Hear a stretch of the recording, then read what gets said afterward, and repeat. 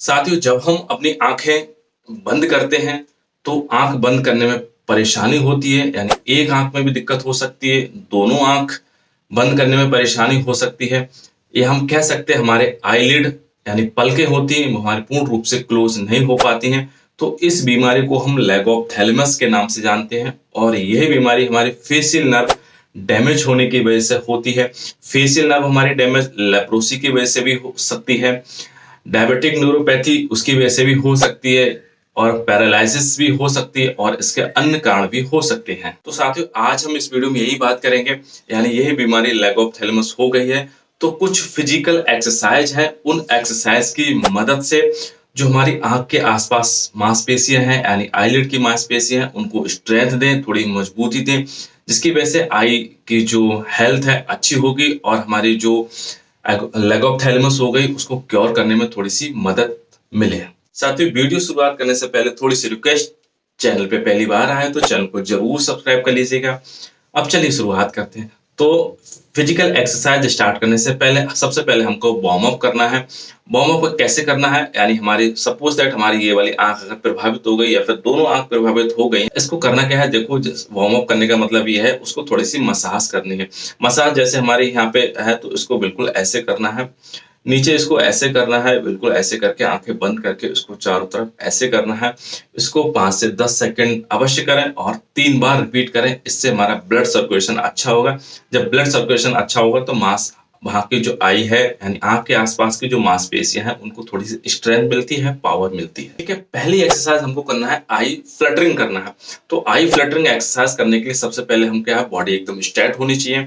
ठीक है, सीधे हम बैठे हैं, दूसरा हमारा शोल्डर की पोजीशन अच्छी हो, रिलैक्स होनी चाहिए। अब हम आंख सबसे पहले आंख को हल्के से बंद करेंगे और उसके बाद आंख को खोलेंगे। जितनी आंख खोलेंगे जितनी आपकी खुलती हो उतनी आप साथ। उसके बाद में हम करना क्या है, आपको फिर हमको क्या है, रैपिडली ब्लैंकिंग करनी है 10 सेकंड के लिए। रैपिडली ब्लैंकिंग या फिर फ्लैटरिंग इसी को कहते हैं। ब्लैंकिंग मीन्स क्या होता है, आपको ऐसे करना है, जल्दी से रैपिड कर ब्लैंकिंग हो रहा है, बहुत जल्दी रैपिडली एंड पलकें बहुत जल्दी से खोलेंगे बंद करेंगे, खोलेंगे और बंद करेंगे। ऐसा हम 10 सेकंड तक करेंगे। ठीक है, फिर हम कुछ 5 से 10 सेकंड रिलैक्स करेंगे, फिर हम उसको ऐसे ही करेंगे, है ना। तो इसको 3 बार करना है इसको। ठीक है, तो आई फ्लटरिंग हमारी क्या है, 3 बार करनी है। आई फ्लटरिंग कुछ नहीं है, बस हम रैपिड ब्लैंकिंग करना है। रैपिड ब्लैंकिंग हमारे 10 सेकंड के लिए या फिर काउंटिंग कह सकते हो, जैसे 1 2 3 4, मतलब ऐसे करके 10 बार काउंट करोगे तब भी हमारे 10 सेकंड हो ही जाते हैं।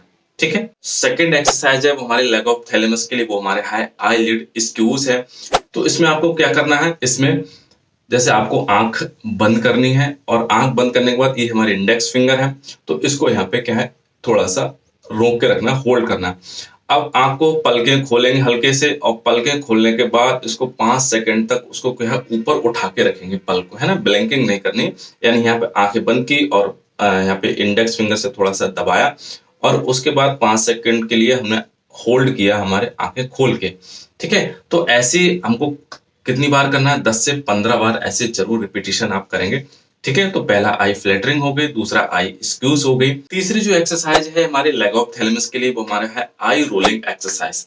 अब आई रोलिंग एक्सरसाइज आपको कैसे करनी है, तो आपको बस ऐसे करनी है, बिल्कुल सामने देखना है और आंख को राउंड शेप में उसको क्या है, घुमाना है। ठीक है, और पहले हमारा फर्स्ट टाइम करेंगे वो हमारे क्या है, क्लॉकवाइज करेंगे और जैसे बिल्कुल सीधा देखा और आंख के हमको क्या है, राउंड राउंड उसको क्या है, घुमाना है। ठीक है, फिर उसके बाद में इसको क्या है, एंटी क्लॉकवाइज करेंगे यानी जस्ट अपोजिट करेंगे। यानी पहली बार आंख को ऐसे ऐसे कर घुमाना है, दोबारा फिर उसको ऐसे ऐसे करके राउंड मूवमेंट, जैसे देखते नहीं इधर उधर देखते हैं, बिल्कुल ऐसे करके। तो सामने एक फोकस है और फोकस के बाद हम आंख को इधर उधर घुमाएंगे। तो ये भी 3 से 4 बार जरूर करें इसको एक्सरसाइज के लिए। चौथी एक्सरसाइज है हमारे लेगोप्थैलेमस के लिए, वो हमारी है कूल डाउन एक्सरसाइज। ये बहुत अच्छी एक्सरसाइज है। कूल डाउन एक्सरसाइज का मीन्स हमारा क्या होता है, आप आंखें अपनी क्या है बंद करें और डीप ब्रीथ लें। ठीक है, तो आंखें बंद करोगे और डीप ब्रीथ लोगे तो इससे हमारी बॉडी में बहुत रिलैक्सेशन देखने को मिलता है। ठीक है, और इसके साथ में आपकी जो मसल्स मांसपेशियां होती हैं, तो जो फेशियल मांसपेशियां होते हैं यानी जो हमारे जो यहाँ पे जबड़े की मांसपेशियां होती है उनको रिलैक्स करेंगे और टेंशन फ्री आप रहोगे, तनाव मुक्त रहोगे। ठीक है, तो ये हमारी कुछ एक्सरसाइज थी जो हमारे लेग ऑफ थैलेमस के लिए बहुत अच्छी होती हैं। देखो, एक्सरसाइज का कहने का मतलब ये है, हमारे जो पैरालाइज हो गए हैं आईलिड, यानी जो पलकें बंद नहीं हो पा रही हैं, तो उसमें कहीं ना कहीं हमको मूवमेंट जरूर करना है। जब मूवमेंट करेंगे तो ब्लड सर्कुलेशन होगा उसमें। जब ब्लड सर्कुलेशन होगा तो वहां के आसपास की मसल्स में स्ट्रेंथ आएगी, तब उनमें थोड़ी सी मोबिलिटी होगी उनमें, और हम थोड़ा सा उनको रेगुलेट कर सकते हैं। ठीक है, तो कुछ एक्सरसाइज थी लेग ऑफ थैलेमस के लिए थी। अगर आपको कोई किसी आप प्रभावित हैं लेग ऑफ थैलेमस से, तो ये वाली एक्सरसाइज जरूर करें, सुबह शाम करें। और एक और यहाँ पे बात सूचना है, जरूरी है सूचना, ये है अगर कोई भी अंग में आपकी विकृति आ रही है, कमजोरी हो रहा है, तो 3 महीने के अंदर अगर आप डॉक्टर के पास चले जाते हैं तो डॉक्टर कुछ फिजिकल एक्सरसाइज से और कुछ मेडिसिन से उसको रिकवर कर सकता है, उसको सही कर सकता है और वहां पर रोका जा सकता है। 3 महीने के बाद अगर हम किसी चिकित्सक के पास जाते हैं, सपोज दैट हमारी आई लेग ऑफ थैलेमस हो गई है और हम इसको इग्नोर कर रहे हैं बार बार और 3 से 4 महीने के बाद जा रहे हैं, तब ये हमारी इफेक्टिव नहीं रहती है, तो उसको वहीं की रोकना और थोड़ा क्योर करना बहुत मुश्किल हो जाता है। तो अंग में कोई भी अगर जैसे भी कोई दिक्कत आ रही है, वीकनेस आ रही है, कमजोरी आ रही है, तो तुरंत एक बार देख लीजिए कहीं आपकी नर्व में तो कोई प्रॉब्लम्स नहीं आ रही। अगर नर्व में एक बार प्रॉब्लम्स आ जाती है तो रिकवरी बहुत रेयर होती है, बहुत कम होती है। तो जितनी जल्दी हो सके उसको वहीं की रोकना है और रिकवरी करना है, क्योंकि समय इसमें बहुत कम होता है जब हमारी नर्व में कोई प्रॉब्लम या दिक्कत आती है। ठीक है, तो ये छोटी सी इंफॉर्मेशन थी, आप तक जरूर पहुंची होगी, और पहुंची होगी तो मुझे थंब अप करके जरूर इशारा करिएगा। ओवरऑल वॉच करने के लिए थैंक यू, नमस्कार।